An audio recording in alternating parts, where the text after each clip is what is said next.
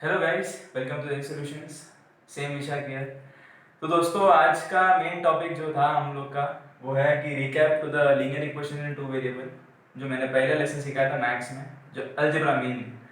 And जैसे मैंने basically अपने प्रीवियस वीडियोस में बताया था कि मैं एक रिकैप वीडियो आपके लिए स्पेशली बनाऊंगा, जहाँ पे आपको मैथ्स टू मैथ्स ये सोचूंगा कि वर्ड प्रॉब्लम किस तरह से हम लोग सॉल्व करते हैं, या फिर मैथमेटिकल एक्सरसाइजेस जो आते हैं हम लोग को यूपीएससी एमपीएससी एग्जाम्स में, उसका किस तरह का पर्सपेक्टिव रहना चाहिए, आपका नॉलेज कितना लेवल आगे रहना चाहिए, उसके लिए थोड़ा मैं आपको मदद करूंगा। एंड बेसिकली सेकेंड थिंग, यहाँ पे मैं एक और बात बताना चाहता हूँ, इस रिकैप वीडियो में जो भी मैंने कवर किया अब तक के लेसन में, वो सभी चीज़ें मैं वापस बता दूंगा। फॉर्मूलाज या फिर कुछ सर्टेन हिंट्स या फिर कॉन्सेप्ट जो आपको थोड़ा और ब्रश अप करना पड़ता रहेगा अपने लास्ट के टाइम पीरियड्स में, उसके ऊपर भी हम लोग थोड़ा बहुत देखेंगे। तो चलो आज जाते हैं एक वीडियो में। तो recap to the linear equations in two variables में स्टार्टिंग में मैंने जैसे पहले बताया था, इक्वेशन सबसे पहला चीज, what is an equation, how is an equation formed. Equation basically क्या है दोस्तों? इक्वेशन एक टाइप का कॉम्बिनेशन है जहाँ पे हम लोग वेरिएबल्स, जिसको हम लोग रूट ऑफ द इक्वेशन बोलते हैं, जिसका हम लोग वैल्यूज निकलते हैं, second thing coefficients of the variables, and third last but not the least constant. तो equation comprises of three things. कौन सी चीज? वेरिएबल्स। प्रायोरिटी के हिसाब से लिख रहा हूं दोस्तों, वेरिएबल सबसे इंपॉर्टेंट प्रायोरिटी, क्योंकि एक इक्वेशन में हमको क्या ढूंढना है, किससे हमको क्या मिल सकता है, वो है मेरा variable. And it is most important aspect of equation in mathematical terms और in physical terms also. Second, coefficient. Coefficient क्या होता है, कैसे लिखते हैं, ये भी मैंने बताया था। चलो वापस एक बार देखते हैं हम लोग। कोएफिशिएंट मतलब क्या है दोस्तों? Any random real numbers which are written with the variables, which gives the index number to the variables in mathematical equations. And last but not the least, the constant term, equal to के उस side जो हम लोग लिखते हैं उस पर right hand side में, उसको कांस्टेंट टर्म इसीलिए कहा जाता है जब मैं उस वेरिएबल का वैल्यू और कोएफिशिएंट का वैल्यू के साथ जो मैं प्रोडक्ट निकालता हूँ, प्लस या माइनस करके जो मुझे अगर आंसर आता है, वो आंसर मेरा कांस्टेंट टर्म रहता है। And this constant term signifies what? Signifies the equation has a particular unique solution. Unique solution दोस्तों क्या होता है? वेरिएबल्स का एक ही वैल्यू रहेगा एंड उसी एक वैल्यू से अगर मुझे वो कांस्टेंट टर्म मिल रहा है, उसी जगह पे मेरा ग्राफिकल वे में मैंने बताया था कि अगर एक इक्वेशन दूसरे इक्वेशन से अगर एक पॉइंट में मर्ज हो रहा है, तो ये पॉइंट का जो कोऑर्डिनेट्स रहेगा एक्स और y, the values of x and y will be unique, which means at this point only the lines of the equation gets merged and other parts of the line of the equation have just a solution for that particular equation. It is not an unique solution. ये मैंने आपको बताया था। चलो इसके बाद वापस मैं बताऊंगा ग्राफिकली किस तरीके से मैंने सॉल्व किया था। इक्वेशन के बाद दोस्तों मैंने क्या बताया था कि एक लीनियर इक्वेशन का बेसिक फॉर्मूला या फिर उसका डिफरेंस, दो अलग अलग प्रकार। Linear equation basically are comprised of one variable, जो आपने 9 में पढ़ा था, स्टैंडर्ड 9th में, एंड सेकेंड जो इस साल आप पढ़ रहे हो, that is two variables.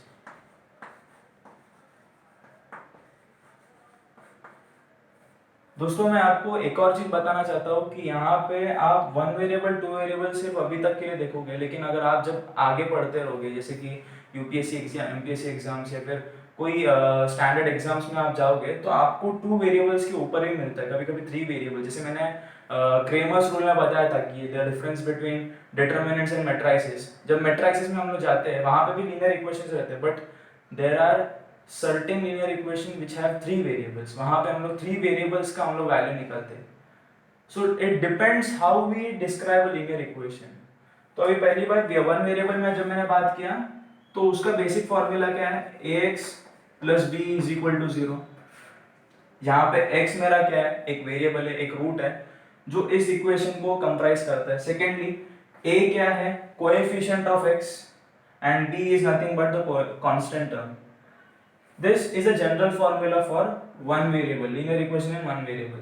Second, two variable जो इस साल तुम लोग पढ़ रहे हो, it has a general formula ax plus by is equal to c, where x and y are variables of the equation, a and b are the coefficients of x and y variables and c is nothing but the constant term.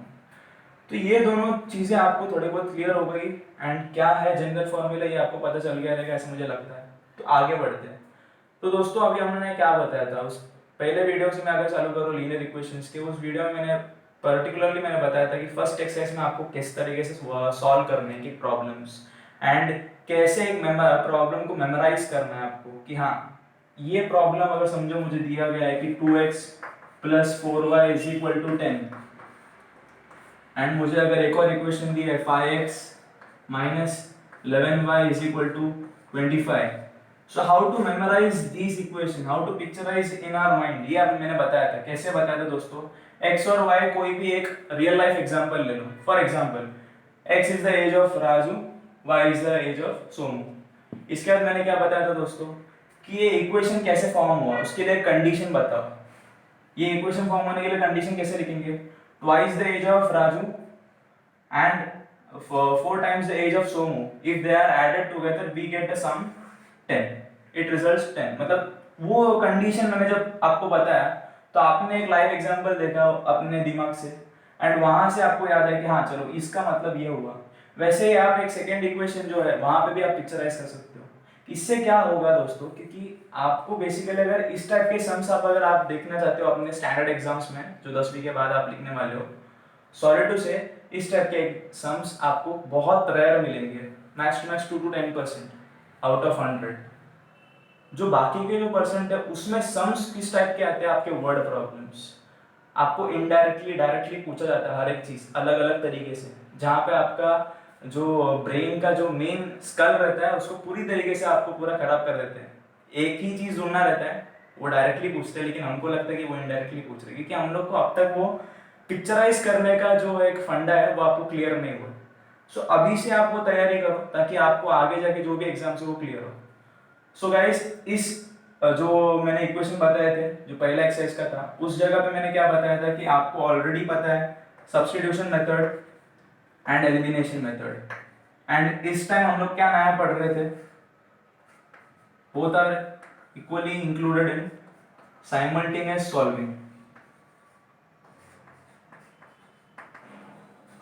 Simultaneous solving में ये दोनों method क्यों मैं ऐसा बोल रहा हूँ included है, क्योंकि मेरे स्टेप्स में सबसे पहला मैं क्या करता था, फर्स्ट स्टेप मेरा क्या था साइमल्टेनियस सॉल्विंग में, दोनों वेरिएबल्स का जो वेरिएबल को मैं इक्वेट करना चाहता हूँ, इक्वल उसका कोएफिशिएंट को इक्वल करना चाहता हूँ, क्या वो इक्वल है या नहीं पहले से उसको देखना। अगर वो इक्वल है तो उनका साइन क्या है, if are they equal signs और आर दे ऑपोजिट साइन। ये साइन क्यों लिखता था दोस्तों, क्योंकि मुझे ऐड करना है कि सब्ट्रैक्ट करना है मुझे उसके साइन से पता चलता था। फिर मैं समझो अगर मैंने x यहाँ पे x और ये x का जो कोएफिशिएंट्स है 2 और 5 इसको मैंने सेम बना दिया, 10 10 बना दिया। अभी दोनों का साइन पॉजिटिव है तो मैं इन दोनों को सब्ट्रैक्ट करूंगा, तो इससे क्या हो जाएगा दोस्तों, पूरा x का टर्म जो है निकल जाएगा। इससे मुझे क्या मिलेगा, सिर्फ y का टर्म बचेगा एंड मैं y का वैल्यू निकाल दूंगा। What does this mean? This means eliminating one variable to gain the value of another variable। ये पहला मेथड मेरा क्लास हो गया। मतलब साइमल्टेनियस सॉल्विंग सबसे पहला मेथड कौन सा आता है, elimination of one variable. Second method क्या है दोस्तों, सेकेंड मेथड ये है कि जो वेरिएबल जो एलिमिनेट करके जो वेरिएबल का मेरे को वैल्यू मिला है उसका वैल्यू कोई भी एक इक्वेशन में, रैंडम इक्वेशन में आप उसको सब्स्टिट्यूट करो एंड जो एलिमिनेशन किया हुआ वेरिएबल है उसका वैल्यू ढूंढो। मतलब y जो वेरिएबल है उसका जो मेरे को वैल्यू मिला था ये सॉल्विंग करने के बाद, उस वैल्यू को कोई भी एक, समझो मैंने ये पहले इक्वेशन लिया 2x + 4y = 10, इसमें y का वैल्यू डालो और x का वैल्यू निकाल दो। This method means what, substitution of methods. तो यहाँ पे हम लोग क्या कर रहे हैं, जो दो मेथड हम लोग यूज करते थे वन वेरिएबल में अलग अलग तरीके से, उन दोनों को इक्वली हम लोग यूज करें एक ही चीज को सॉल्व करने के लिए, एक इक्वेशन का वैल्यू निकालने के लिए। And last but not the least, इसके बाद मैंने क्या बताया था, अगर आपको अपना सम प्रॉपर वैल्यूज आपने निकाला है या नहीं, आप कॉन्फिडेंट हो सकते हो कि नहीं, आपको कोई प्रॉब्लम नहीं होनी चाहिए यार मैं ये मार्क्स मेरा चला गया, वो मार्क अभी कैसे याद रहेगा कि नहीं रहेगा मेरे को, कि ये राइट किया कि रॉन्ग किया। उसके लिए मैंने क्या बताया था दोस्तों कि जो x और y का वैल्यू आपने जो निकाला है, just put it in any equation and find whether you are getting the constant term. मतलब अगर मुझे x और y का वैल्यू समझो 3 और 5 मिला, तो 3 और 5 डाल के देखो, 2 इंटू 3 6, 4 इंटू 5 20, 6 प्लस 20 कितना होता है 26। Is it equal to 10?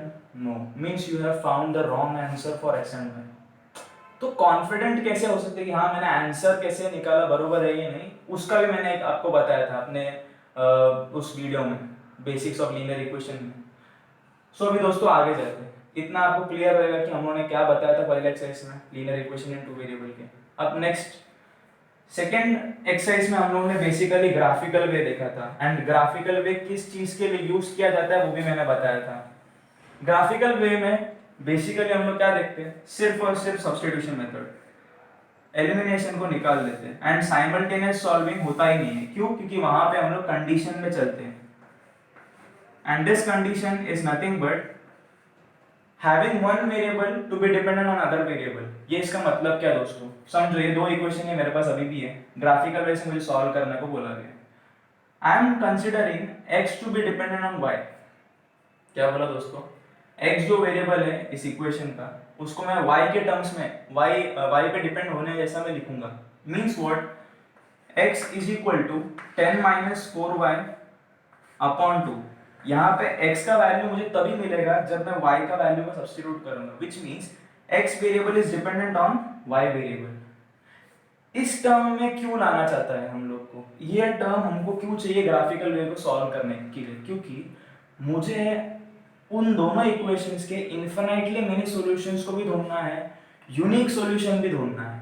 मतलब अब जैसे मैंने पहले बताया कि 3 और 5 रैंडम वैल्यूज थे, अब वो रैंडम वैल्यू किस तरीके से आए, अगर वो समझो 3 और 5 से मुझे यहाँ पे 26 ही मिला होता, तो जो 3 और 5 है उसमें से कोई एक वैल्यू राइट होता है, एक वैल्यू मेरा रैंडमली निकला है, अपने तुक्के से मार के, वो क्या होता है, that is known as an infinitely many solution. मतलब उस सॉल्यूशन से भी आंसर निकल सकता है, but both the equations line won't merge at a single point. उसका प्रॉपरली मैं एक चीज दिखाता हूँ, मैं आपको करके दिखाता हूँ। इसी इक्वेशन से एक रैंडम कोई भी दो वैल्यू लेता हूँ और बाकी जो वैल्यूज है मैं उसको निगलेक्ट करता हूँ। फॉर एग्जांपल अभी मैंने इसको x को जो वेरिएबल है उसको y के इसमें टर्म्स में लिख दिया। मीन सब्स्टिट्यूशन का जो पहला मेथड रहता है एक जगह दूसरे इसमें कन्वर्ट करना, डिपेंडेंट करना, उसका मैंने पहला स्टेप खत्म कर दिया। अभी यहाँ पे मेरा क्या रहता है, सब्स्टिट्यूशन में क्यों बोल रहा हूँ, क्योंकि पहला स्टेप मेरा खत्म होगा, सेकेंड स्टेप कंडीशन जो है वो क्या होता है, इफ x y पे डिपेंड है, मतलब y का वैल्यू मुझे डालना पड़ेगा, which means y value can be any random number. Random number बोलेगा तो any real number, negative, positive, even number, odd number, natural, whole, चलते। तो if y is equal to 0, if y is equal to 1, if y is equal to -2, ये जो values आप पास करते हो इससे जो आंसर आता है, अभी यहाँ पे y इज इक्वल टू 0 डाल दिया तो x is equal to 10 minus 4 into 0 divide by 2, तो इससे जो आंसर आएगा 10/2, which means x is equal to 5। अब ये जो x का वैल्यू आया है ये तभी आएगा जब y इज इक्वल टू 0 रहेगा, which means 5,0 is a coordinate of a point on the line of equation where both the equations do not merge। ये आप याद रखो, कोई एक ही पॉइंट रहेगा जहां पे ये दोनों इक्वेशन मर्ज होंगे, एंड वो पॉइंट का जो कोऑर्डिनेट्स रहेगा वो यूनिक रहेगा। लेकिन जो बाकी जो हम लोगों ने ढूंढा है, हम लोग मैंने उस वीडियो में मैंने बताया था केस 1, केस 2, केस 3, जो इसमें तीन में से कोई एक ही जगह पे रहेगा, या फिर इन तीनों के बाहर का भी कोई एक कोऑर्डिनेट रह सकता है जहां पे मर्ज हो, एक्सटीरियर पॉइंट। ये तीनों में से कोई एक भी रह सकता है या फिर तीनों के बाहर भी कोई रह सकता है। वैसे दूसरे इक्वेशन के लिए भी कोई एक हम लोग तीन निकालते हैं, वहां पे भी एक्सटीरियर पॉइंट आता है। लेकिन क्या करते हैं दोस्तों, हम लोग एक एक्सिस बना लेते हैं, एक y और x, जहां पे हम लोग ये जो वैल्यूज निकाल रहे हैं उसको प्लॉट करते हैं। समझो मुझे पहले इक्वेशन का ऐसे कुछ आया 3 पॉइंट्स, और दूसरे इक्वेशन का मुझे ऐसे कुछ आया, तो इसका 3 लाइंस में जोड़ता हूं और इसका 3 line, both are merging at a single point. So this point of mergence और coincidence has the values of x and y to be unique for that particular equation. क्यों मैं बोल रहा हूं, क्योंकि आप अगर उस इक्वेशन को सॉल्व भी करोगे साइमल्टेनियसली आपको वही आंसर मिलेगा। मतलब पहले एक्सरसाइज में जिस तरीके से आपने सिर्फ एक ही वैल्यू निकाली, यूनिक सॉल्यूशन निकाला, ग्राफिकल वे में यूनिक सॉल्यूशन किस तरीके से निकालना है वो बताया गया है। एंड वहां पे एक और चीज आपको, एक एक्स्ट्रा आपको बेनिफिट ये दिया गया है कि इन्फिनिटली मेनी सॉल्यूशन, मतलब अगर मैंने इसमें से कोई एक भी वैल्यू डाला, क्या मुझे उसका आंसर प्रॉपर मिलेगा वो भी आपको पता चलेगा। तो आपका दो थिंकिंग जो है, infinitely many solution and unique solution, आपको यहाँ पे क्लियर होगा। तो ग्राफिकल वे क्यों यूज किया जाता है, किस तरीके से हम लोग सॉल्व करते हैं, आपको बेसिकली समझ में आया रहेगा ऐसे मुझे लगता है। तो चलो आगे बढ़ते हैं। तो दोस्तों अभी हम लोगों ने ग्राफिकल वे देख लिया, आपको बेसिकली कोई डाउट नहीं रहेगा लगता है। थर्ड एक्सरसाइज जो है आपका, that is the most important exercise in consideration to linear equation with two variables. इस समय क्यों मैं बोल रहा हूँ, क्योंकि गैब्रियल क्रेमर स्विस मैथमेटिशियन जो है, उन्होंने डिटरमिनेंट से कैसे आपको सॉल्व करना है लीनियर इक्वेशन को, उसका एक फॉर्मूला बताया, जहाँ पे हम लोग डी वैल्यू, मतलब जिसको हम लोग बोलते हैं डिटरमिनेंट, उसको हम लोग ढूंढते हैं पहली बार। And how is determinant shown, वो दिखा देता हूँ पहले से ही मैं आपको। Determinant is always denoted by a capital letter. It must precede by equal to sign. आप उसके बाद दो पैरेलल लाइन, अब ये दो पैरेलल लाइन जब आप 11th 12th में जाओगे तो इसको बोलेंगे सर लोग जो रहते हैं वहाँ के जो ट्यूटर रहेंगे, they will name it as modulus. अब इसके अलावा एक और नाम दिया जाता है वहाँ पे एम्पलीट्यूड करके। फिलहाल के लिए आप इतना याद रखो कि पैरेलल लाइंस में मुझे एक टर्म लिखना है, वैल्यूज को लिखना है। अब ये वैल्यूज किस तरीके से लिख रहे हैं हम लोग, A B C D. And how is the value of determinant found, A D minus C B, मतलब product of diagonal terms and its difference is the answer of determinant. मैंने इसके ऊपर एक और चीज क्या मैंने बताया था कि डिटरमिनेंट जो है it is only useful for square matrices, ये भी मैंने बताया था। मतलब equal number of rose and equal number of columns अगर रहेंगे, रोज और कॉलम्स का जो नंबर रहता है दोनों अगर इक्वल रहेंगे तो ही हम लोग डिटरमिनेंट को यूज कर सकते हैं।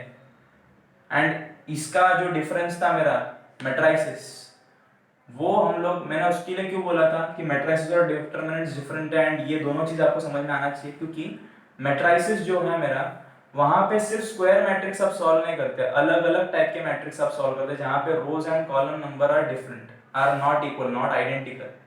वो आप बेसिकली 11th और 12th में आप सीख लोगे, लेकिन फिर भी मैं आपके लिए एक जब आपका पूरा 10th का पोर्शन खत्म होएगा तो जो गैप मिलेगा मुझे, स्पैन ऑफ टाइम मिलेगा, उसमें मैट्रिसेस का जस्ट एक स्टार्ट मैं बता दूंगा आपको, तो उसका भी वरी मत कीजिए।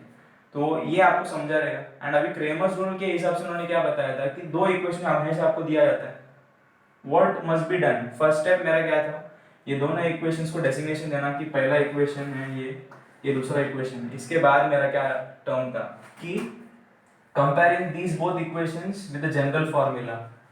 एंड अभी जनरल फार्मूला के लिए मैंने क्या बताया था दोस्तों, दोनों इक्वेशन लिख रहा हूं मैं, तो दोनों इक्वेशन के लिए दोनों का अलग अलग जनरल फार्मूला लिख रहा हूं। ये पहला इक्वेशन के लिए जहां पे 1 1 1 लिख रहा था, first equation a2x plus b2y is equal to c2। Basically ये 1 और 2 मैं इसलिए समझाने के लिए लिख रहा हूँ क्योंकि ताकि आपको समझ में आए कि ये दोनों का इक्वेशन का जो कोएफिशिएंट्स है, वेरिएबल का कोएफिशिएंट है, उसके हिसाब से लिख रहा हूँ, सिर्फ आपके लिए समझने के लिए मैं लिख रहा हूँ। तो यहाँ पे से मुझे क्या मिलेगा, a1 b1 c1 का वैल्यू पहले इक्वेशन से, a2 b2 c2 second equation के वैल्यू से। इसके बाद मुझे डिटरमिनेंट्स के हिसाब से, क्रेमर रूल के हिसाब से अगर बात करें, जो फॉर्मूलास जो थे वो they were for d dx and dy, तीन थे, वहां पे भी डिटरमिनेंट्स थे मेरे लिए। तो पहला जो था मेरे लिए d का a1 a2 b1 b2, फिर नेक्स्ट मेरा जो dx का था b1 b2 c1 c2, last but not the least a1 a2 c1 c2। ये तीन मेरे लिए फॉर्मूलाज थे। एंड यहाँ पे मैंने बताया था कि डिटरमिनेंट्स में a1 a2 b1 b2 जो d के लिए दिया है वो क्यों दिया है, dx में b1 b2 c1 c2 ही क्यों दिया है, dy में भी a1 a2 c1 c2 क्यों दिया है। जैसे मैंने पहले वीडियो में मैंने थोड़ी देर पहले मैंने बताया था कि सब्स्टिट्यूशन एंड एलिमिनेशन मेथड में को दोनों को कंप्राइज करके एक साइमल्टेनियस सॉल्विंग करना है। गैब्रियल क्रेमर ने भी वही तरीका अपनाया, बस एक फॉर्मूला देके डिटरमिनेंट्स के तौर पे। What did he do, determinant सबसे मेन, अभी कांस्टेंट टर्म को अगर मैंने निकाल दिया, मेरा मेन जो चीज रहता है जिसमें मैं फोकस करूंगा वो क्या रहेगा, मेरा कोएफिशिएंट्स टर्म्स जो वेरिएबल के साथ रहते हैं, उससे मुझे क्या मिलेगा, d का value a1 a2 b1 b2। I am just substituting the coefficient value of variables in D. Why am I doing वो बताऊंगा थोड़ी देर में. dx का वैल्यू में आपने b1 b2 c1 c2 देखा रहेगा. इसका मैंने जनरली आपको जो मेन फंडा है इसके पीछे वो भी मैंने बताया था उस वीडियो में, वापस एक बार रिपीट करता हूँ. यहाँ पे ग्रेबल क्रेमर ने क्या किया था कि x जो है सेकेंड एक्सेस में या फर्स्ट एक्सेस दोनों जगह पे देखा था, making one variable to be dependent on another variable. ये वाला जो उनका जो मेन ट्रिक था वो यहाँ पे लेके आए. b1 b2 क्या है दोस्तों, they are coefficients of y. उनको कांस्टेंट के साथ जो है उनका जो आंसर निकला है, कांस्टेंट के साथ उनका प्रोडक्ट निकाल के डिफरेंस करके उनका आंसर जो निकलता है, इससे मुझे x का वैल्यू मिलेगा. उन्होंने ऐसे निकाला. एंड वो x का वैल्यू कैसे मिलता है वो भी बताया था मैंने. कैसे, यहाँ पे जो b1 b2 है और यहाँ पे जो b1 b2 है, they get nullified. Means the total answer is just brought about by a1 a2 and c1 c2 common terms निकाल के. लेकिन आपको ये प्रॉपरली अगर ब्रॉड कॉन्सेप्ट करके दिखाते हैं तो आपको बाउंसर गिरता है. इसीलिए उन्होंने एक हर चीज का एक एक टुकड़ा करके दे दिया आपको. उसके बाद last but not the least आपको x is equal to dx upon d, y is equal to dy upon d करके दो फॉर्मूला बता दिया कि आप ऐसा निकाल लो. आपको जो पीछे का ट्रिक है आपको नहीं बताया, क्योंकि आपको पता है कि अगर पीछे का ट्रिक बता दिया फिर एग्जाम टाइम में वो याद रखना है कि ये याद रखने का आपको थोड़ा बहुत कंफ्यूजन हो जाएगा. बट अगर मैं बता रहा हूँ तो मैं पूरा डिटेल में समझा रहा हूँ आपको किस तरीके से गैब्रियल क्रेमर ने वो बताया था. वैसे ही dy के लिए भी y को डिपेंड किया था x के कोएफिशिएंट्स पे, a1 a2 c1 c2 दे मल्टीप्लाई कांस्टेंट टर्म्स. ये आपको जनरली समझ में आया रहेगा ऐसा मुझे लगता है. एंड इसके लिए मैं आपको स्पेशली एक रिकैप वीडियो के बाद में एडिशनल एक सम भी करूंगा इस पे और वर्ड प्रॉब्लम का एक सम लेके, ताकि आपको जो मेन कॉन्सेप्ट है लीनियर इक्वेशन से जो क्वेश्चन आ सकते हैं उस पे आप ज्यादा फोकस कर सको. And last but not the least fourth exercise में आप प्योरली नॉन लीनियर इक्वेशंस का जो वेरिएबल्स रहते हैं उनका वैल्यूज कैसे निकालना है वो देख रहे थे. फॉर एग्जांपल अगर मैं बताऊं 1/x + 1/y is equal to 2 मेरा एक इक्वेशन है, एंड 1/x माइनस 1/, चलो 2 ले लेता हूँ मैं यहाँ पे 11 तो 15 ऐसा मुझे दिया गया है. तो what will I do, 1/x को मैं कोई भी एक रैंडम अल्फाबेट से मैं सब्स्टिट्यूट करता हूँ, एंड 1/y को मैं कोई भी एक रैंडम अल्फाबेट से मैं सब्स्टिट्यूट करता था. ये क्यों करता था, क्योंकि मुझे जनरल टर्म में लेके आना है ax + dy = c. And I always say that linear equations में वेरिएबल्स का power always should be 1, but यहाँ पे वेरिएबल का पावर क्या है दोस्तों, -1. If I am solving such type of equation with simultaneous terms or simultaneous steps, the value of x or y will not be same or will not be unique. हमको वो जो answer हमको चाहिए, predicted answer जो चाहिए था वो हमको नहीं मिल पाएगा. 11th-12th में आप वो भी सीखोगे कैसे निकालना है उस टाइप के सम्स को भी. वहाँ पे भी ग्राफिकल वे है ऐसे टाइप की नॉन लीनियर इक्वेशन को सॉल्व करने के लिए. बट वहाँ पे भी आप देखोगे पहले उसको लीनियर इक्वेशन में कन्वर्ट करते थे, फिर पॉइंट कोऑर्डिनेट्स निकालेंगे, फिर एक्स और वाई ऐसे सॉल्विंग करते हैं. तो ये आप क्लियर रखो. इसके बाद सेकेंड स्टेप ये होने के बाद मेन जनरल फॉर्मूला जैसे दो इक्वेशन एक्स्ट्रा बनाने का. Afterward same simultaneous solving plus और माइनस निकालो. उसके बाद रीसब्स्टिट्यूटिंग.